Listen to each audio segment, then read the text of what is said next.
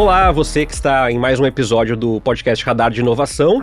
Estamos aqui, nosso estúdio, GZH, aqui na sede da Ipiranga, do Grupo RBS, com mais um episódio discutindo ESG, o nosso especial todo mês, toda segunda-feira, toda segunda semana, toda segunda quinta-feira do mês, você tem um episódio especial de ESG. A gente já discutiu temas muito legais. No mês passado foi o Dudu que esteve aqui à frente do nosso episódio sobre governança, e a gente lembra você que esses episódios vão acontecer também nos próximos meses.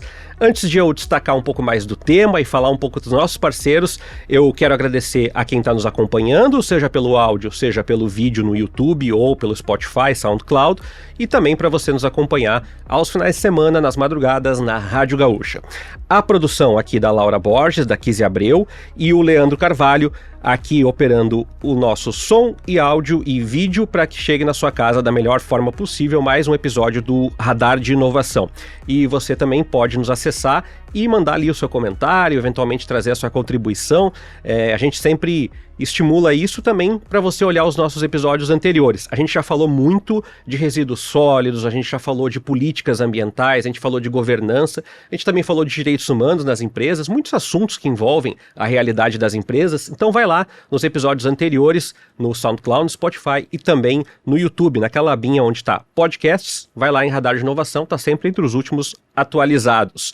Lembrando também que esse episódio de ESG, que é aquela sigla para ambiente, social e governança, ele tem apoiadores, ele tem empresas que estão conosco estimulando esse debate. São a Aegea, Corsã, construindo hoje um amanhã sustentável para novas gerações. Esse é o nosso legado. A BH é energia que vem do campo, e do campo vai para todo mundo. BH, reinventar o futuro agora.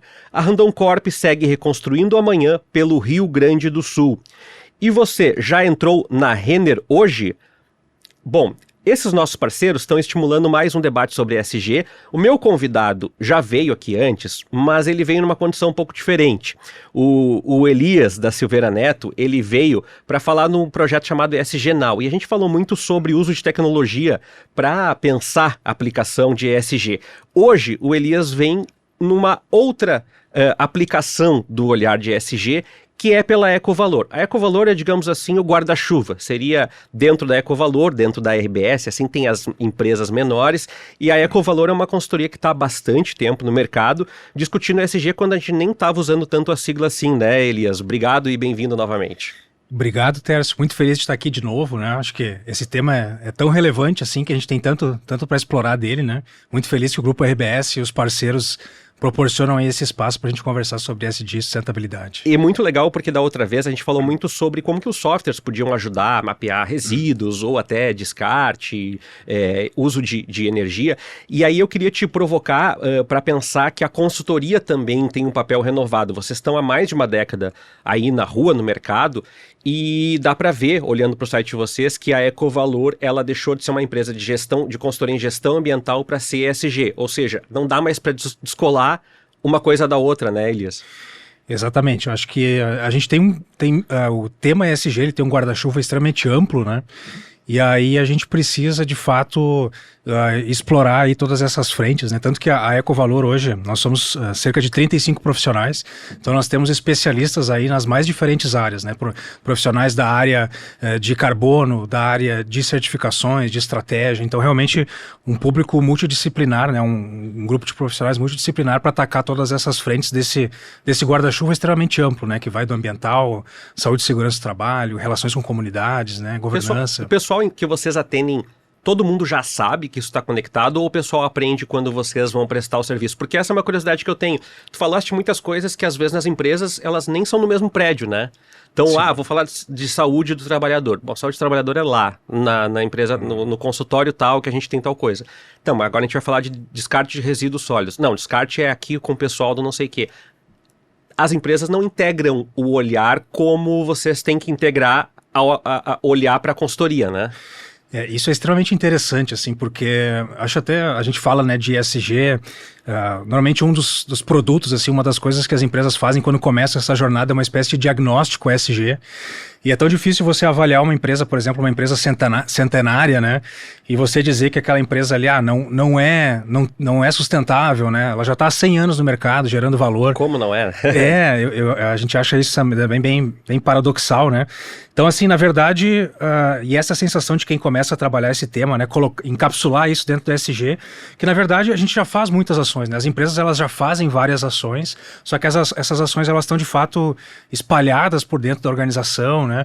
E de certa forma até perdendo valor, porque elas não estão interconectadas e não estão gerando o valor que poderiam gerar se a gente conseguisse agrupar elas e potencializar elas, né? Então acho que ESG e sustentabilidade corporativa é muito sobre isso, né? Sobre como organizar as coisas. Às vezes também a gente tem o problema, né, de querer atacar muito. Quando a gente não está com as coisas organizadas, a gente acaba dispersando energia e atacando muitas frentes, né? Quando se a gente tivesse talvez uma estratégia bem sólida e focada, daqui a pouco são poucos projetos, mas com resultados grandes, em vez de muitos pequenos projetos, né? Então, acho que o ESG também tem esse papel, né?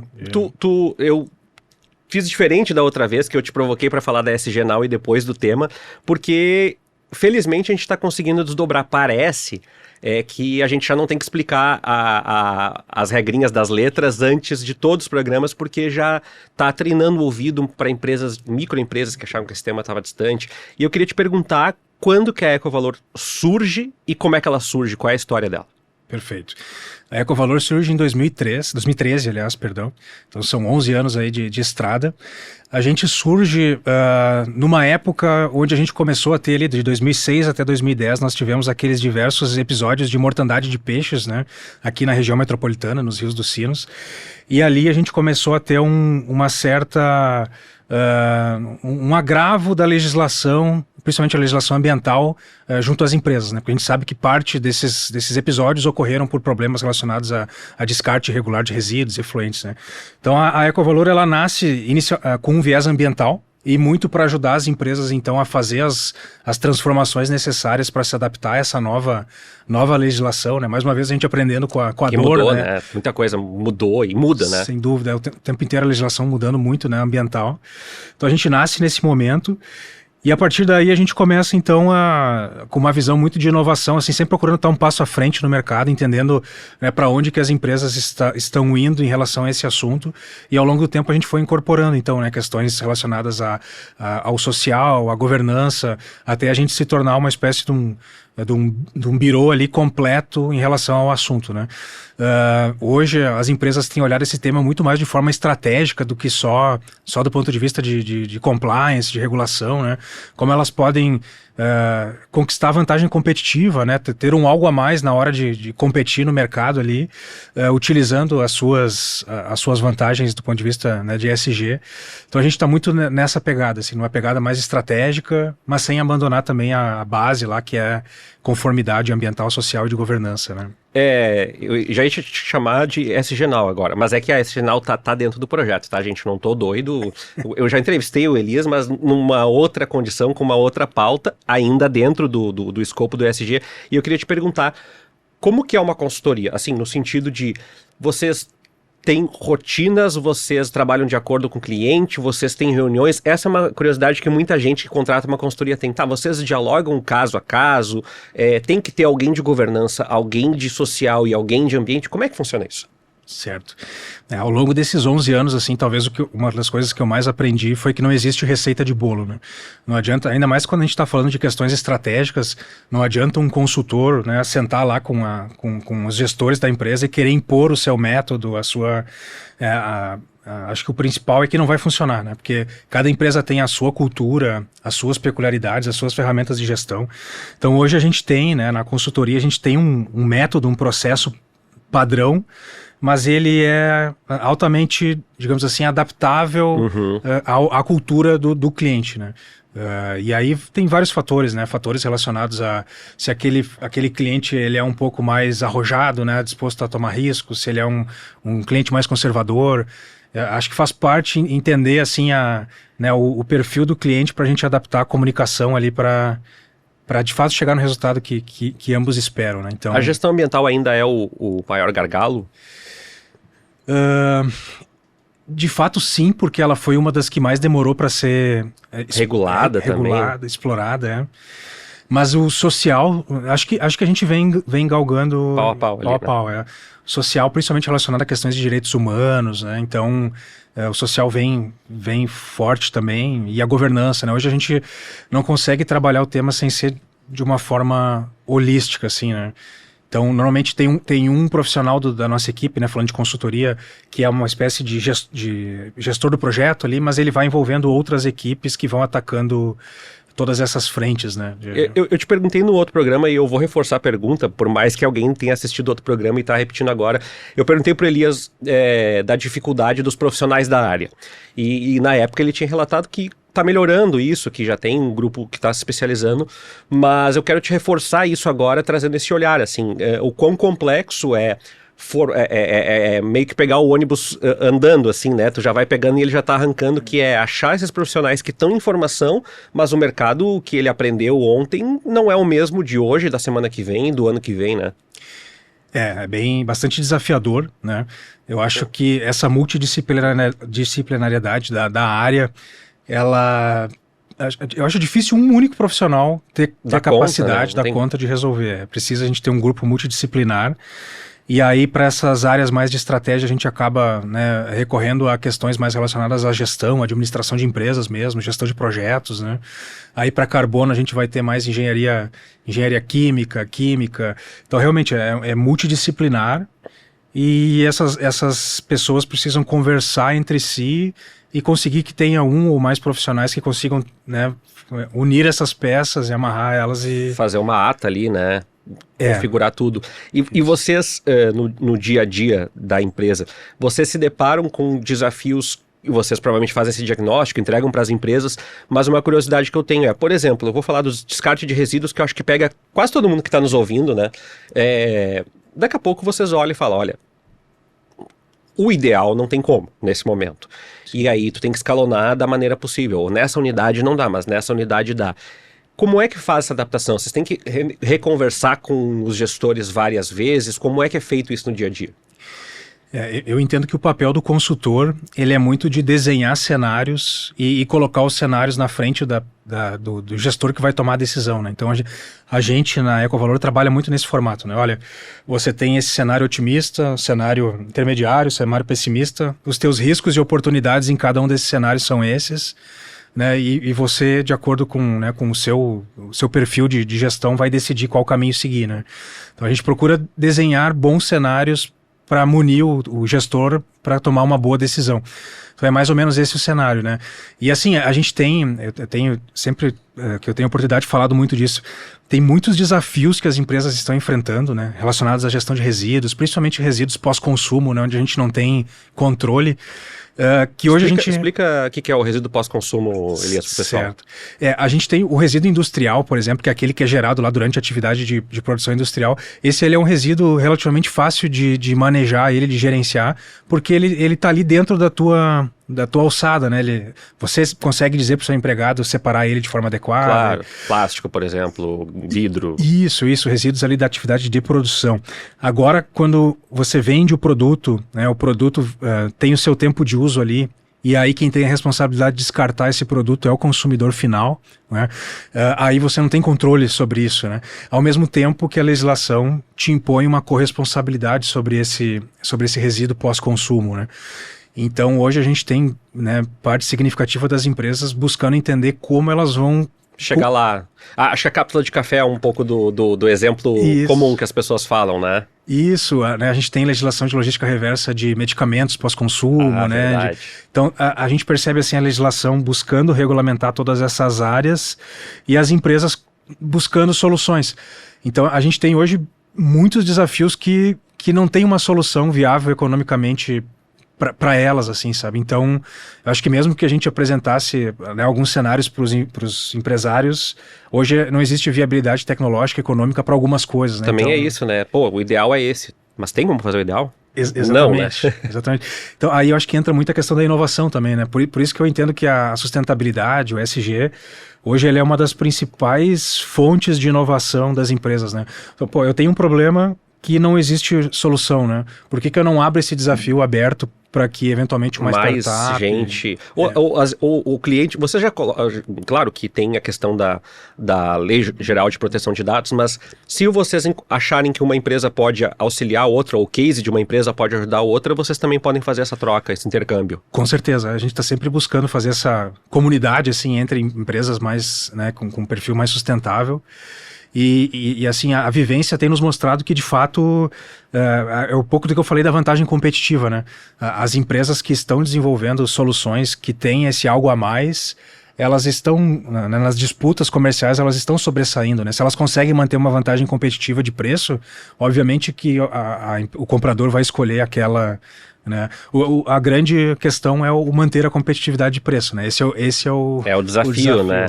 Mas também tem uma questão de... eu sei que eu estou fugindo um pouco, mas o ponto ele existe, que é a questão do médio e longo prazo, porque esse lastro de marca, ele até pode encarecer no médio prazo, mas também tem um consumidor cada vez mais consciente que vai daqui a pouco... Cara, mas... Da onde que veio essa embalagem, né? O Made in China, o Made in Vietnã, ele está cada vez mais visível aos nossos olhos e a gente tem começado a pensar sobre isso. Uma escala pequena, mas maior do que era antes, né? Não, sem dúvida. A gente tem acompanhado muitas pesquisas assim, que mostram que, infelizmente, esse consumidor final, ele ainda é muito lento esse processo, né? Ainda está muito devagar. Mas, em compensação, os governos, as legislações estão se tornando mais rígidas. Então, né, a gente pega qualquer empresa que tenha vínculos com a Europa, né, seja porque fornece diretamente para lá ou indiretamente, né, a regulamentação lá está extremamente rigorosa. Né? Então, questões de área de desmatamento, né, se conseguir rastrear para provar que o teu produto não vem de uma área de desmatamento, questões de taxação de carbono. Então, é por isso que eu entendo assim que o cerco está apertando, né?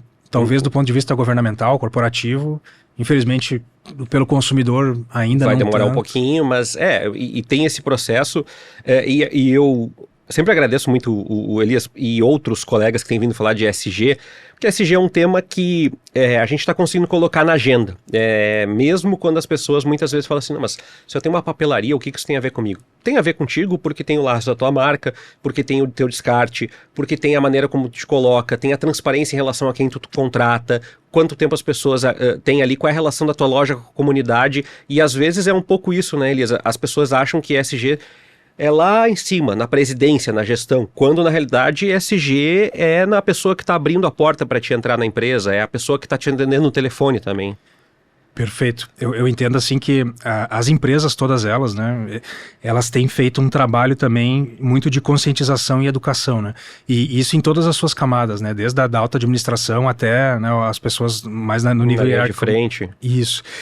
E é bastante evidente assim que mesmo gerações né, não tão jovens assim, né, esses profissionais que estão aprendendo, estão recebendo esse conhecimento dentro das empresas e no governo também, enfim, eles vão mudando a sua consciência, né? E eles também vão procurando mudar os seus hábitos de consumo. Então, eu acredito, assim, como a gente falou, né, é algo lento, mas é algo que está acontecendo, né?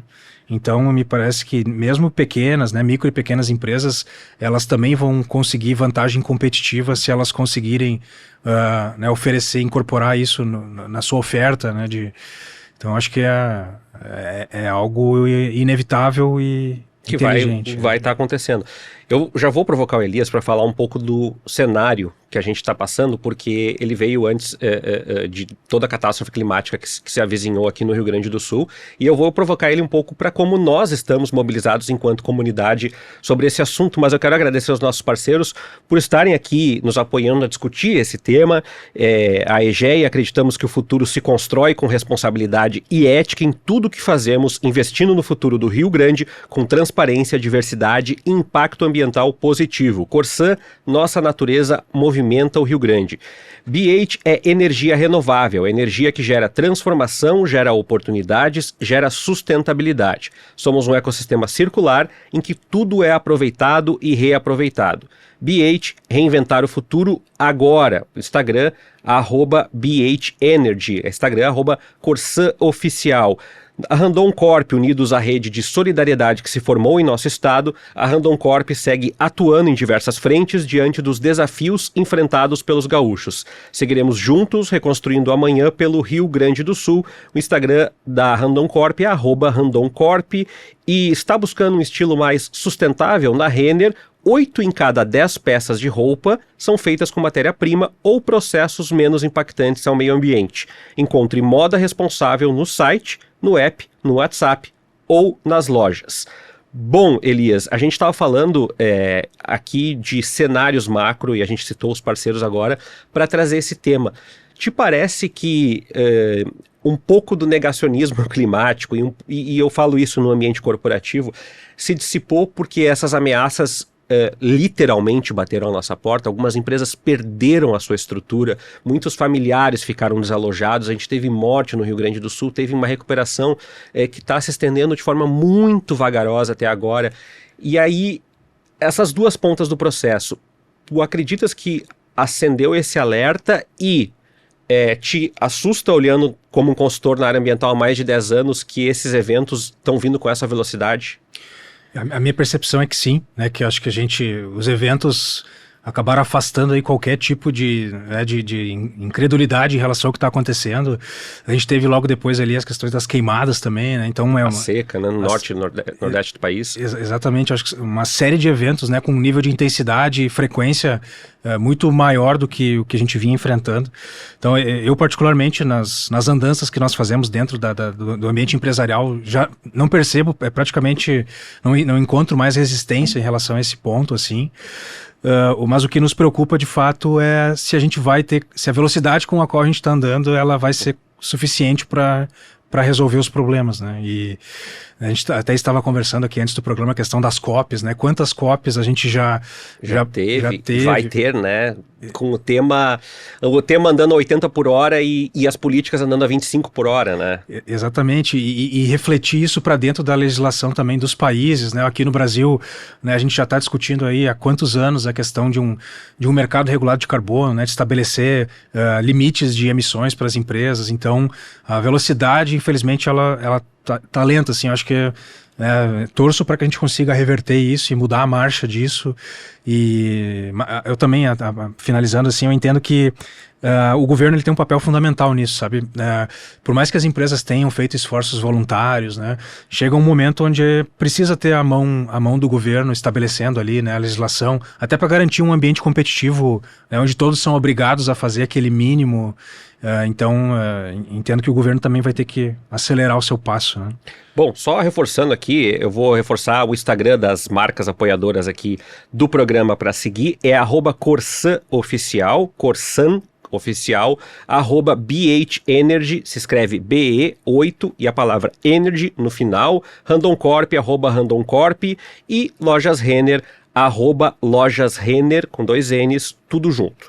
Elias, tu falando dessa questão climática, do desenvolvimento das políticas públicas, mas também quero trazer uma percepção de que nós precisamos nos tornarmos, além de combatermos, né, de mitigarmos, que é a palavra correta, os efeitos, nós precisamos também ser mais resilientes, ou seja, ter estruturas que não sejam tão abaladas ou impactadas como foram agora. A gente se percebeu no momento onde pessoas ficaram semanas sem energia e água, pessoas ficaram meses sem casa, sem emprego, sem renda.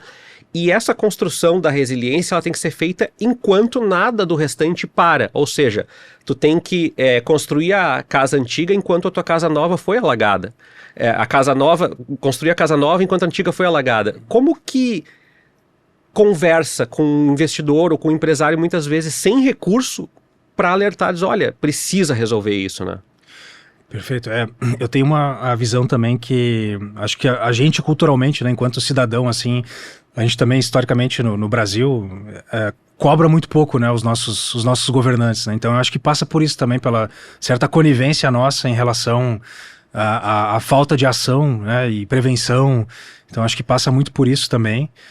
O que eu percebo, assim, até a gente tem conversado bastante também com alguns órgãos públicos, acho que o empresariado também está disposto a apoiar o governo, né, a parceria público e privada, para que a gente consiga daqui a pouco trazer boas práticas de gestão e outras ferramentas para ajudar o poder público a também tornar esse processo mais eficaz e mais célere, né? Então, acho que também passa por isso, né? Gerenciar um projeto, por exemplo, né? A gente tem o plano de ação climática de Porto Alegre, um projeto com, né, dezenas, centenas de ações. Fazer a gestão de tudo isso, amarrando também várias partes, é realmente desafiador, né? Então, como a tecnologia, como as boas práticas de gestão podem ajudar a gente a fazer uma gestão eficaz e célere de tudo isso, né? E tomar parte disso também, né? Porque, como tu falaste, nós temos um plano de ação e alguns pontos são, transporte público. Realmente, eu e o Elias não vamos comprar um ônibus novo para a prefeitura. Mas tem outros que envolvem o descarte dos resíduos, o lixo, a coleta, que é uma pequena ponta, mas de fato tá todo mundo, e como tu falaste, se não tá ao nosso alcance, pelo menos levantar o telefone e reclamar que a coleta seletiva não tá vindo na sua rua é algo que pode ser feito, né? Sem dúvida. Acho que somos todos corresponsáveis pelo que está acontecendo, e acho que cada um de nós tem que assumir mais seu papel de cidadão e cumprir suas responsabilidades, né? Então, acredito que a gente tem um caminho. Uma pergunta que eu tinha sobre a consultoria ainda, né, que é essa questão do diagnóstico. Talvez algumas pessoas estejam assistindo agora e dizendo assim, achei muito legal, mas a minha empresa não tem recurso. Ou então, não é o meu momento de contratar. O que tu recomendaria, Elias, para olhar para dentro? O que a gente tem que fazer para começar a pensar sobre isso na sua empresa? É buscar referência bibliográfica, é ler, é ter diagnóstico, é olhar para a questão ambiental? Como é que começa? Como é que dá um plim assim para começar a olhar para isso? Do ponto de vista de primeiros passos, digamos assim, a gente sempre acaba recomendando essa questão do diagnóstico, muito até pelo que nós falamos antes ali, dessa questão de que as empresas elas já fazem muitas ações ambientais, sociais, de governança, e o diagnóstico ele ajuda a compilar isso, entender, né, até onde eu já fui, né?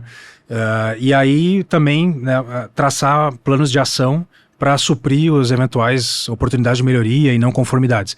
Então, o diagnóstico, de fato, é um bom começo. Obviamente que ele vai exigir um profissional especializado, alguém te acompanhando para isso, né? Mas o segundo ponto é, sem dúvida, a questão da materialidade, né? Que é entender... Também nós já falamos o quão amplo é esse guarda-chuva, né? São diversos assuntos, desde de diversidade, equidade e inclusão, até gestão de resíduos, né? Até questões de governança, enfim, integridade.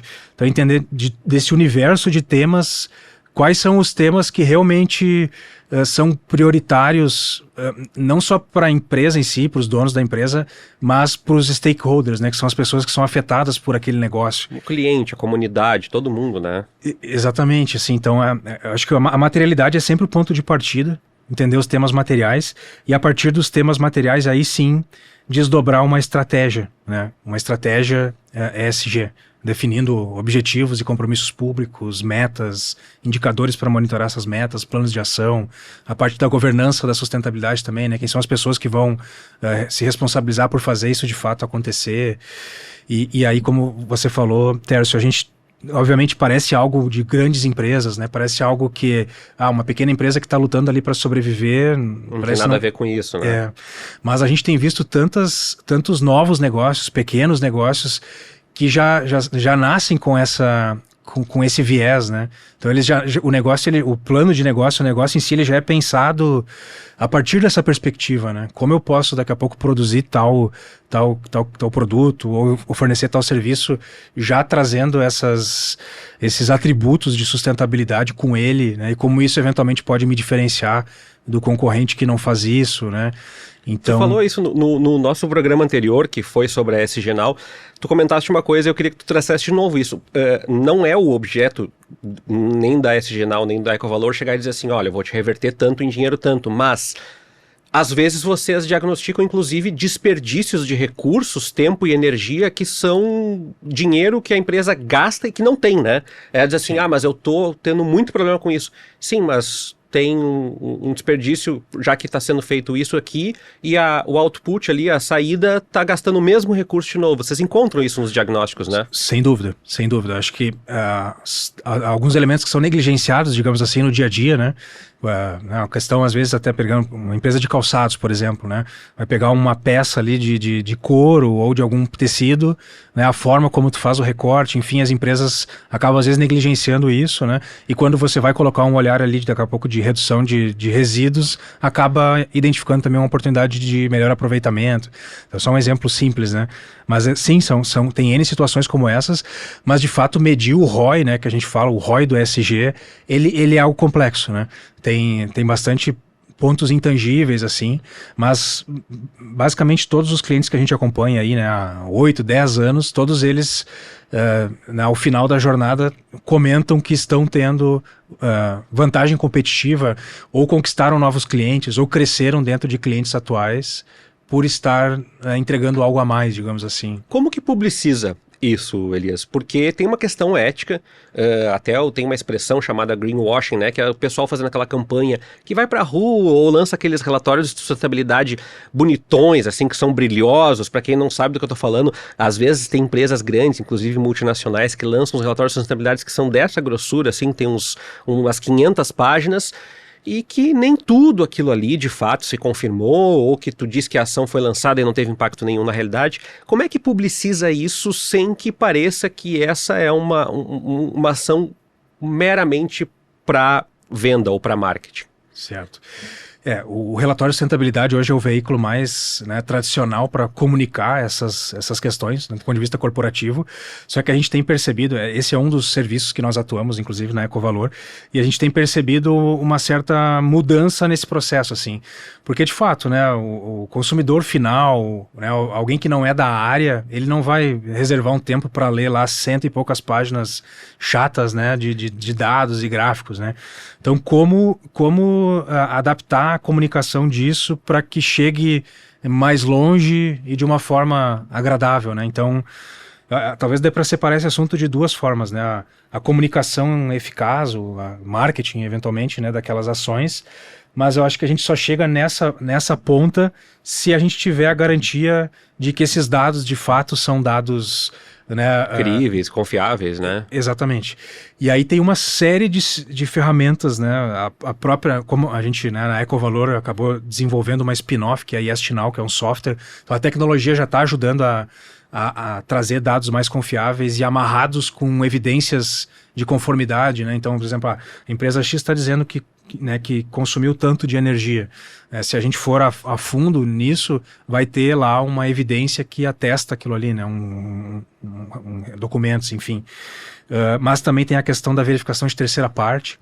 Então, cada vez mais também, né, existe auditorias sobre esses relatórios, né, tal como... Em alguns lugares, inclusive, é condição para concorrer a recursos, financiamentos nacionais ou internacionais, que tu tenha esse relatório avalizado, né, ou referendado, digamos assim. Exatamente. A gente já tem, na Europa, né, já tem diretrizes específicas para isso, e no Brasil cada vez mais, tanto para relatório de sustentabilidade quanto para inventário de emissões de gás de efeito estufa, né, tem se exigido a asseguração de terceira parte, né? Então, acredito que é uma questão de tempo para isso se tornar algo compulsório, né? E aí você vai ter uma garantia de um terceiro de que aqueles dados são procedentes. Mas mesmo assim, né, a gente pode ter os dados procedentes, mas a comunicação talvez, se a gente não trabalhar ela melhor, vai ficar aquela coisa massiva. É um desafio, inclusive, para nós da área da comunicação aqui, pensar isso também. Tu falaste uma coisa, nos programas que eu fiz de ESG, eu fui cobrado, que eu não falei disso, e eu falei, é um tema meio complicado, mas eu tenho que falar. A gente estava conversando um pouquinho antes do programa, eu e Elias, sobre a questão dos créditos de carbono. E aí, um monte de gente lê e fala...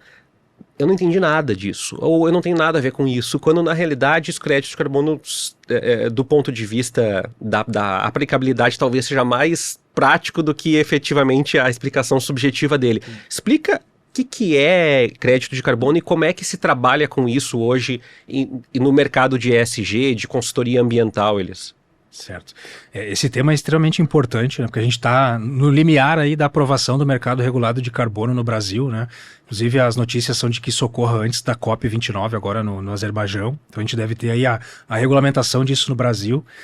Então, na prática, talvez eu vou voltar alguns pontos para trás, assim, né? Voltando ao Acordo de Paris, né? Então, a gente pegando ali o final da Revolução Industrial, né, 1750, a gente tinha um determinado tipo de clima, né, uma temperatura, e aí começaram as atividades industriais e outras atividades em escala começar a modificar o clima, né? E aí a ciência, ela diz que até 1,5, 2 agora, né, 2 graus Celsius de temperatura a maior, por, digamos assim, artificialmente aumentada por força das atividades humanas, é o nosso limite para não causar um processo catastrófico, né, como a gente já vem sentindo alguns reações relacionadas a isso. Então, na verdade, o mundo ele está numa corrida para conseguir manter um aumento máximo de temperatura de 2 graus Celsius em relação aos níveis pré-industriais. É nesse momento que nós estamos. Só que algumas atividades industriais, elas não vão conseguir fazer isso, né, simplesmente reduzindo o seu impacto, né? A gente vai pegar aí algumas atividades mais poluentes, né? Então a gente vai ter uma transição mais lenta, ao passo que algumas outras empresas conseguem acelerar esse processo de redução. Então o mercado de carbono nada mais é do que essas empresas que conseguem reduzir, né, as suas emissões, elas transformarem isso num título, numa espécie de crédito de carbono para vender para aquelas outras que não vão conseguir, né, reduzir as suas emissões. Então existe um mercado aí, né, essa transação ela vai receber um valor, né? O que eu acho mais importante assim é que isso precisa ser visto como algo secundário, né? Que a primeira obrigação de todas as empresas e pessoas é olhar para si próprio e entender como elas podem reduzir a sua pegada. Mas, de fato, né, a gente não, tem alguns setores que inclusive são essenciais para a nossa vida, vamos dizer, cimento, por exemplo, são setores que eles não têm muita margem de manobra e são altamente emissores, né? Então a gente vai ter que pegar de outras pontas, acelerar a redução em algumas outras pontas para conseguir compensar, digamos assim, né, esse processo para que não passe desses 2 graus aí nos próximos anos. Isso. E aí tem uma série de acordos aí, de discussão, inclusive de eliminação dos combustíveis fósseis. Tu falaste de uma palavra que eu quase esqueci de tocar, que a gente falou em outros programas de ESG aqui, que é a tal da pegada. A gente fala de pegada hídrica, né? Fala de pegada, talvez seja a mais comum que a gente tenha falado aqui, que é um pouco do que a empresa gasta no seu processo, ou seja, assim, às vezes as pessoas pensam assim, poxa, mas a RBS aqui, por exemplo, nós somos um jornal online, então não tem uma pegada hídrica. Não, tem gastos para funcionários nos sanitários, no restaurante, na limpeza, enfim, uma série de coisas. E eu queria que tu falasse um pouco de como que é esse mapeamento quando vocês têm que fazer o diagnóstico de uma pegada da empresa, de impacto no solo, de água, como é que faz esse trabalho na consultoria? Tá. Do ponto de vista de métodos, em nível global a gente já está muito bem, digamos assim, com ferramentas de muita qualidade. Então hoje a gente utiliza a análise de ciclo de vida, né, que a gente chama de ACV. Inclusive são normas ISO, normas internacionais, o mesmo ACV que a gente faz aqui, a gente faz, né, na Europa, na China. Então essa é a ferramenta utilizada para medir, né, os impactos de um determinado produto, serviço, né? E aí isso pressupõe a gente olhar, tem duas metodologias, né? A gente pode olhar, por exemplo, de ponta a ponta, né? Desde a extração das matérias-primas e insumos, né? Lá na origem até o descarte final pós-consumo, né? Que seria o ciclo de vida mais completo, ou pelo menos até a porteira ali, né? Até o ponto onde a indústria entrega para o consumidor final. São duas formas de fazer a análise de ciclo de vida. Então, esse também, falando um pouco do ponto de vista de consultoria, é um dos produtos que mais está crescendo, assim. As empresas estão procurando entender mais, né, qual a pegada dos seus produtos, dos seus serviços, e acho que isso é essencial também para, né, se olhar no espelho e entender onde eu posso mudar nesse caminho para reduzir essa pegada, né? E o pessoal pensa nisso só na perspectiva industrial, mas não é só na perspectiva industrial. Todo produto ou serviço que é feito de forma para a vida em sociedade tem uma pegada, né? Sem dúvida, né? Falando um pouco especificamente de emissões de gases de efeito estufa, né? Grande parte da pegada das empresas, ela está no que a gente chama de escopo 3, que são as emissões indiretas, né? Que são aquelas que nem são causadas por ela própria, mas sim pelos terceiros. Aí vamos pegar, por exemplo, uma empresa, né, de logística, né, ou uma empresa empresa de venda pela internet, né, de produtos pela internet. Grande parte das emissões dela está nos terceiros que fazem a logística para ela, né? Então também como ela vai influenciar esse terceiro a reduzir as suas emissões, realmente é um tema bem desafiador, né? Mas enfim, a gente tem um leque muito grande espalhado pela cadeia de valor para medir e buscar trabalhar esses dados, né? E tem, a nível de curiosidade, vou provocar o Elias nesse assunto, que as pessoas muitas vezes olham para a tecnologia como neutra, quando na realidade a tecnologia, e eu digo assim, esse celularzinho que eu estou usando aqui na mão, tem pegada, né, de uso para transmissão de dados, para cabos de energia. Então o pessoal fala muito como se esses bancos de dados, por exemplo, fossem soluções limpas. E até a segunda página, eles podem ser mais limpas do que outras soluções, mas ainda tem uma pegada, né? Sem dúvida, sem dúvida. Desde a parte de consumo de energia, né? A gente tem falado muito de inteligência artificial, consumo de energia por todos esses equipamentos. A questão das baterias, né? Dos veículos elétricos e outros equipamentos, né? O que eu penso também é que as baterias, por exemplo, né?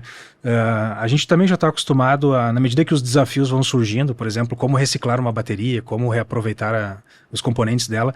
Acho que é uma questão de tempo também para a própria humanidade ir descobrindo como endereçar esses desafios, né, relacionados acho que isso não pode servir também de impeditivo para a evolução. Está resolvendo um problema, mas está causando outro. Não, mas vamos nos debruçar sobre esses outros problemas. Também. E a gente falou um pouco de macro política do ponto de vista de ambiente, e eu queria meio que encaminhar nossa conversa no final um pouco olhando para isso. Não é toda empresa que precisa estar olhando o diário oficial todos os dias para saber do conjunto de regulamentos legais. Mas já dá para dizer que nenhuma empresa pode ficar completamente alheia às transformações de ESG, né, Elias? E assim, não estamos fazendo a propaganda dizendo assim, tem que contratar a consultoria Ecovalor, mas necessariamente precisa olhar para isso de alguma forma mais taxativa, se não está olhando. Com certeza. Acho que praticamente todas as empresas elas precisam ter ou uma licença ambiental ou um registro em algum órgão, né?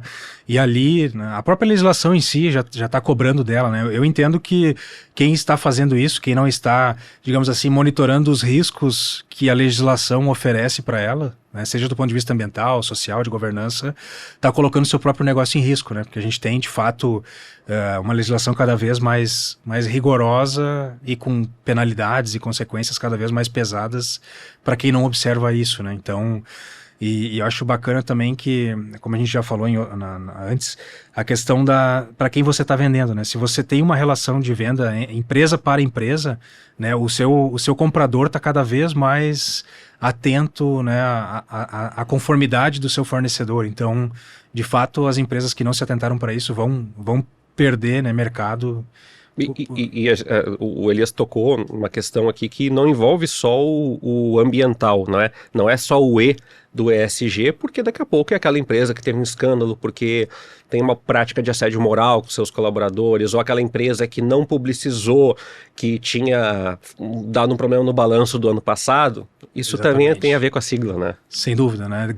São temas de governança, né? Como a empresa trabalha a questão da sua governança.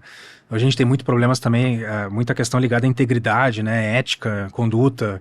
Então, realmente, as empresas que estão ficando maduras em relação à gestão da sua cadeia de valor, elas estão com esse olhar pro todo, né? Pro todo, até porque elas sabem que qualquer problema vai acabar também refletindo na própria existência dessas empresas. A gente sempre termina o programa, Elias, falando um pouquinho de como é que as pessoas podem achar a Ecovalor, os endereços direitinho, como é que elas podem contatar vocês e conhecer mais quem são os consultores, as pessoas que trabalham e também o trabalho de vocês. Legal.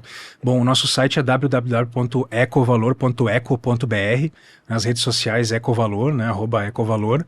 Então a gente também busca trabalhar muito essa questão da disseminação de conteúdo, né, então tem muito material interessante lá sobre como trabalhar. Bem legal, bem legal. Bacana. E é isso, a gente fica super aberto, né, a gente é super também adepto a fazer trocas, aí tá todo mundo na mesma jornada, digamos assim, aprendendo, né, como transformar as coisas para que a gente consiga chegar do outro lado ali, né? E vocês volta e meia, pelo que eu acompanho vocês também estão palestrando, estão conversando, estão indo a encontros discutindo esse assunto com outras pessoas também, né?